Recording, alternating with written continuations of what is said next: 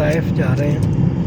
Taif के रास्ते में ये देखिए कैसी पहाड़ियाँ हैं, कैसे खूबसूरत खूबसूरत माहौल है।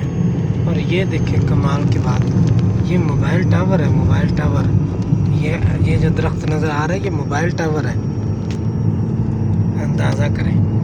यानी मोबाइल टावर को भी उन्होंने खजूर का दरख्त बना के रखा हुआ है ताकि देखने वाले को टावर नहीं खजूर नज़र आए।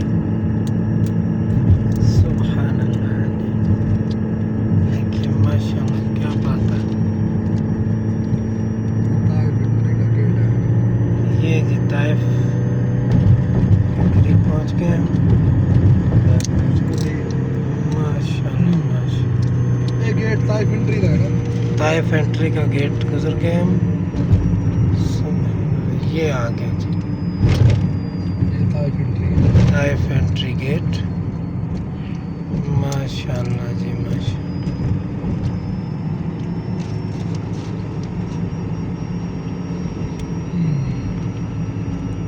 ये देख